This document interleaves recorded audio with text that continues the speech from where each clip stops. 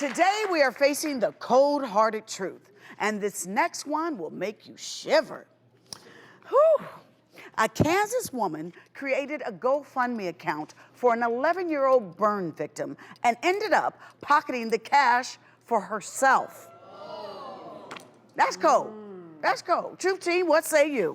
Damn, that's cold. And sadly, these scams, we keep hearing more and more about these GoFundMe scams. You've got to be so careful. We just had the big one with the vet, the so-called homeless vet, where they raised $400,000. And that was a complete scam. And all three of the people involved got arrested. Now they're facing federal felonies, and it was all a scam. Thousands of donors donated. So, you know, there's some things you got to be careful about. First of all, do you know these people? You asked Vivica, people hit you on Twitter. They hit me on Twitter all the time. As a celebrity, I always hit people that hit me up like, hey, Vivica, help such and such, GoFundMe. Go this, GoFundMe, and stuff like that. I always have people asking like, oh, please help us, you know, such and such have illness. I never respond to those. Yeah. So just so you know, if you try to hit me up on Twitter asking about some GoFundMe, it ain't happening.com. So if I see something in person and see that there's a cause that I want to support, I absolutely will be very generous. But, you know, I just think that it's like when you're soliciting people for money, you got to be very leery of that. Right. That, you know, a person that would solicit you, like, help me out. So, yeah. You know, we all hit tough spots in life sometimes. Right, but, right. Yeah, and I personally only support organizations that have been vetted, that are true 501(c)s, but sometimes... Let's explain that to people too, so that they understand what that is. When you want to support, you know, a project or you know, charity work, what's the one thing that they need to make sure that they have?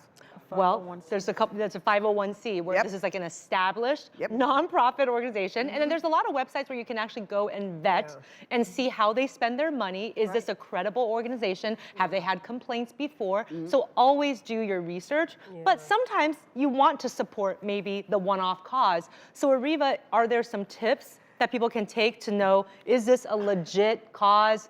Is it going to go to the right place if it is a GoFundMe? Those are really good questions. First of all, who set this account up? Because in this story, this woman sets the account up for a burn victim. Is this person a family member? Are they a relative? Are they a co-worker? Do they have some close affiliation? That's one of the first things I want to know. Or is this just someone that saw a story in the news and then they go randomly and set up an account? If they do that, then I'm going to have some, you know, questions and doubts about that. Then who's giving to it? See who else is donating. If you're the first, the second, or the third person donating, you may want to wait and just see who else starts to give to this cause. And then you want to find out, you know, what's the story behind the burn victim? How did the person get burned? You know, what is the entirety of this story? So you want to do some digging. You want to check out the facts. And the main thing you want to do is, if you suspect that this is a fraud, you want to report it immediately to law enforcement. If this kind of case came in front of you, what could you sentence this person to? Well, it depends upon what kind of crime they're charged. You know, every crime's got a maximum penalty. This would probably be a fraud. You know, Michigan maybe a 4-year max on this. And then again, you know, you can always put them on probation and get that money, give that money back to the people who donated and let them give it to the rightful person. And then could you also give her a penalty as well too? Oh yeah. Yeah.